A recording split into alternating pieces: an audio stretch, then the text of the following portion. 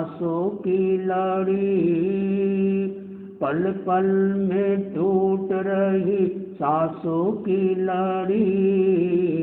सजग बनो बीती जा रही घड़ी, संयम करो बीती जा रही घड़ी। हीरा सा जन्म यह मानव का पाया, हीरा सा जन्म यह मानव का पाया। सुंदर है काया और पास में है माया, हाँ पास में है माया। सारी सुविधाएं सामने पड़ी, सारी सुविधाएं सामने पड़ी। सजग बनो बीती जा रही घड़ी, संयम करो बीती जा रही घड़ी। बेभव है नाशवान क्यों इसमें फूले, बेभव है नाशवान क्यों इसमें फूले। जाना है खाली हाथ क्यों इसमें झूले, क्यों इसमें फूले। रहना सचेत मौत सिर पर खड़ी, रहना सचेत मौत सिर पर खड़ी। सजग बनो बीती जा रही घड़ी, संयम करो बीती जा रही घड़ी। फिरता है चारों ओर मन मारा मारा, न्याय नीति धर्म कर्म सब कुछ विसारा, सब कुछ विसारा। याद रहे तेल लूण और लकड़ी, याद रहे तेल लूण और लकड़ी। सजग बनो बीती जा रही घड़ी, संयम करो बीती जा रही घड़ी। सोचता समझता तू कहता सही है, सोचता समझता तू कहता सही है। करने कराने को कुछ भी नहीं है, हाँ कुछ भी नहीं है। केवल किस काम की है बातें बड़ी, केवल किस काम की है बातें बड़ी। सजग बनो बीती जा रही घड़ी, संयम करो बीती जा रही घड़ी। नश्वर संसार है भिखारी का सपना, अणुव्रत को साथ ले लो वही है अपना, हाँ वही है अपना। तुलसी सब रोगों की एक ही जड़ी, तुलसी सब रोगों की एक ही जड़ी। संयम करो बीती जा रही घड़ी, सजग बनो बीती जा रही घड़ी। संयम करो बीती जा रही घड़ी। श्रद्धा से नमन करे हम, तेरा अनुसरण करे हम। पल पल में स्मरण करे हम, महावीर स्वामी, महावीर स्वामी। ओंकार बिंदु संयुक्तम नित्यं ध्यायन्ति योगिना। कामदं मोक्षदं चैव ओंकाराय नमो नमः। ओंकाराय नमो नमः। चैत्ता भारहं वासं चक्रवर्ती महिद्यो संति संति करे लोए पट्टो गई मणुत्तर। आराध्य के पावन चरणों में वंदन। अत्य विराजित श्रद्धे मुनि श्री संजय कुमार जी स्वामी, मुनि श्री प्रकाश कुमार जी स्वामी, धर्म प्रेमी भाइयों और बहन, अभी आपने आचार्य तुलसी के इस अनुबंध गीत के संदर्भ में बात सुनी। सजग बनो बीती जा रही घड़ी। हमारा जीवन है, बीत रहा है। बाहर से लगता है कि समय बीत रहा है, समय नहीं बीत रहा है, हम स्वयं बीत रहे हैं। हम चाय नहीं पीते हैं, चाय हमको पीती है। भोगाय भोक्ता वो मेव भोक्ता, महावीर स्वामी की वाणी। हम भोग को नहीं भोगते, भोग हमको भोगता है। हम खाना नहीं खाते हैं, खाना हमको खाता है। हम पापड़ नहीं खाते हैं, पापड़ हमको खाता है। कितनी गहरी बात। तो ये समय नहीं बीत रहा है, हम बीत रहे। आज तो बाहर से लगता है समय बीत रहा है। वो दिन धन्य होगा जब वैज्ञानिक लोग इस तरह की घड़ियां बना लेंगे, सबके हाथ में होगी और वो बता देगा कि आपका इतना समय बीत गया है, अब इतना समय बाकी है। वो तो धन्यवाद देना चाहिए ज्योतिष लोगों को, जो एग्जैक्ट नहीं बताते कि आदमी कब मरेगा। और वो बताना शुरू कर दे तो आदमी कल मरता हो तो कोई बोले कि भाई सावधान रहना, आपको 3 साल बाद 7.5 लगेगी। अगर मानो किसी ने बोल दिया हो तो 7.5 कब लग गई? जिस दिन कहा उसी दिन लग गई। शनि की दशा से या ग्रहों की दशा से बचना मुश्किल है। एक बार ब्रह्मा जी को कहा कि 7.5 लगने वाली शनि की, आप क्या करोगे? बोले शनि क्या करेगा मेरा, मैं तो गुफा में जाकर ध्यान कर लूँगा, साधना कर लूँगा। ठीक है, वो गुफा में जाकर ध्यान साधना करने लग गए। 7.5 साल बाद वापस आए और कहा शनि ने मेरा क्या बिगाड़ दिया? बोले शनि के कारण तुम गुफा में थे, तो जनता के बीच में नहीं रहते, आपको गुफा में किसने गए? तो ये बात है, हम इस पर अति विश्वास भी न करें। विनोबा भावे के पास में एक ज्योतिषी आया, बोले आपका हाथ दिखाओ। बोले क्यों? ये देखना चाहता हूँ कि कौन कौन से ग्रह आपको प्रभावित कर रहे हैं, कौन कौन सा ग्रह का प्रभाव आपके जीवन में है। विवेकानंद विनोबा भावे ने कहा मेरा हाथ मत देखो और ग्रहों को पर जाकर देखो किन किन ग्रहों पर मेरा प्रभाव पड़ा। कितनी गहरी बात। आचार्य श्री तुलसी ने कहा विनोबा भावे से, विनोबा जी ध्यान कब करते हो? बोले गुरुजी ये पूछो ध्यान कब नहीं करता हूँ, ध्यान कब टूटता है, ध्यान में ही रहता हूँ। इसलिए आचार्य श्री महाप्रभु जी ने ध्यान की परिभाषा क्या बताई? केवल आंख बंद करके बैठना ही ध्यान नहीं है। आप कोई भी काम ध्यान से कर रहे हो, होश पूर्वक कर रहे हो, जैसे अभी आप सुन रहे हो। यदि आपका ध्यान मात्र सुनने में है, घर पर नहीं गया है और कहीं नहीं जा रहा है, तो आप ध्यान कर रहे हो। यदि मैं बोल रहा हूँ और मेरा ध्यान केवल बोलने में है, तो वो भी ध्यान है।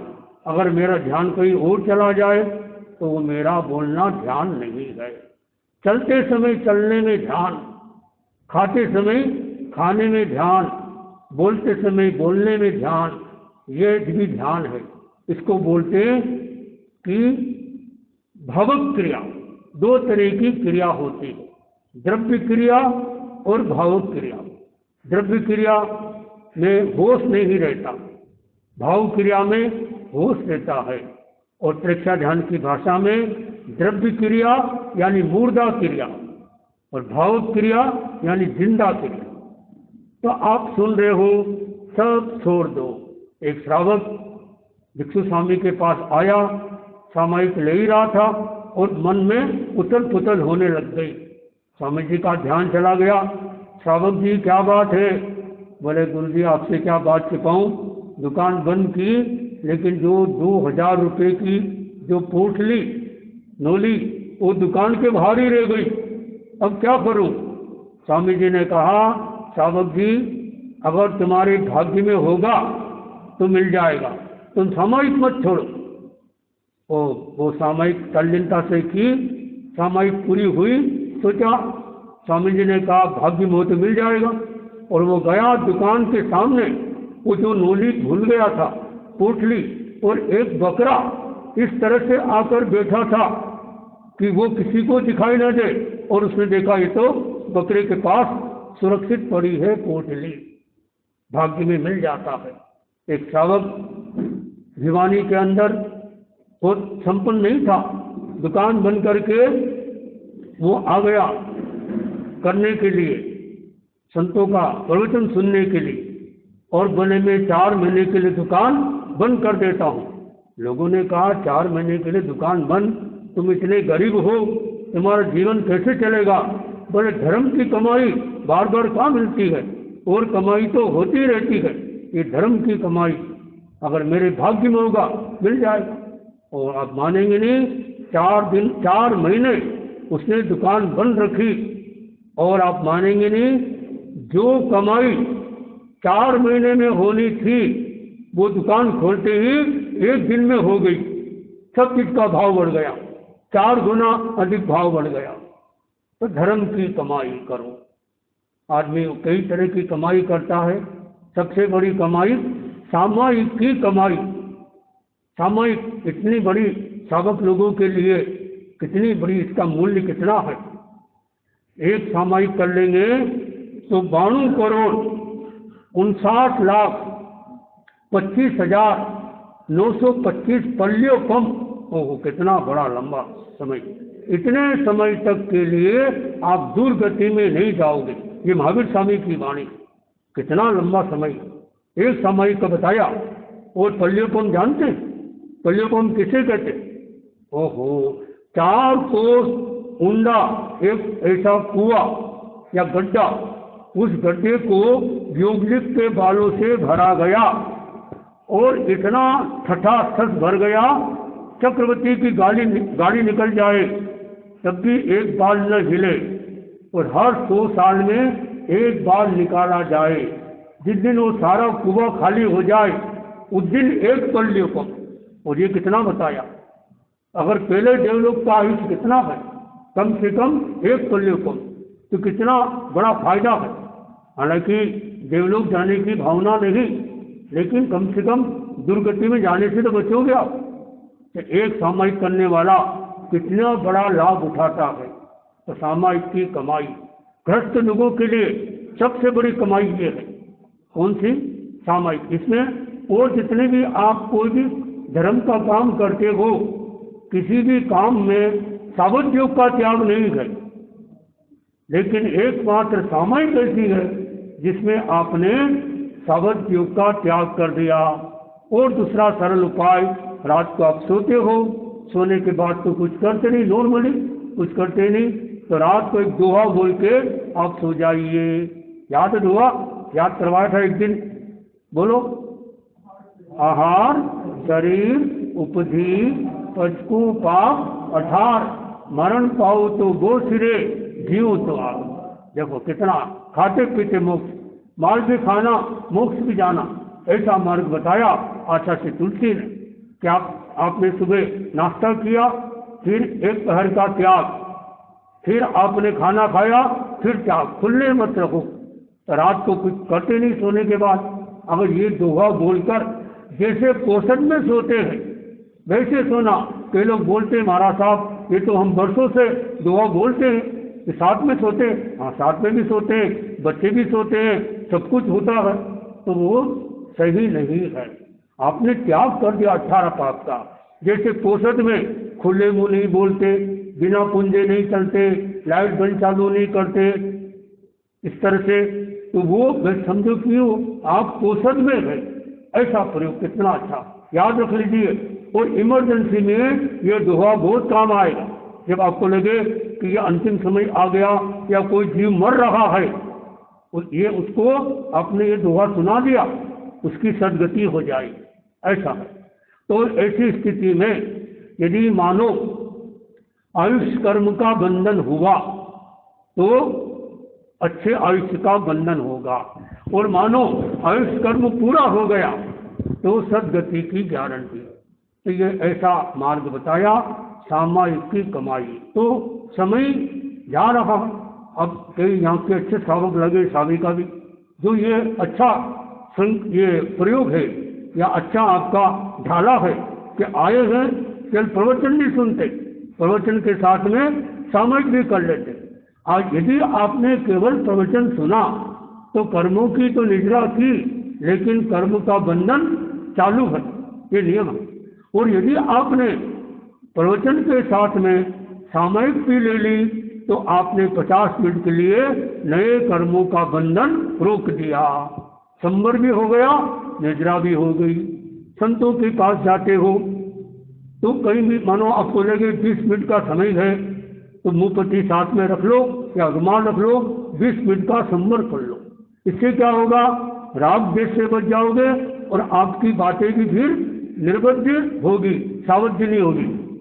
तो फिर महाराज भी आपसे फिर सावध्य बात नहीं करेंगे, निर्बद्ध बात करेंगे कि क्या चल रहा है, धर्म ज्ञान कैसा है, मन कैसा है। जैसे फिर पूछेंगे तुम कितने भाई, तुम्हारा कितना लड़का, क्या करते हो, फिर वो सारी संसारिक बातें ही फिर चलती रही। तो कितना बड़ा फायदा। तो आप त्याग की चेतना को जगाएं। तो ये कहा गया सजग बनो बीती जा रही घड़ी। तो धन्य होगा वो दिन जब वैज्ञानिक लोग ऐसी घड़ी बना लेंगे जो सबके हाथ में रहेगी और वो कहेगा कि आपका इतना समय बीत गया है, अब इतना समय बाकी है।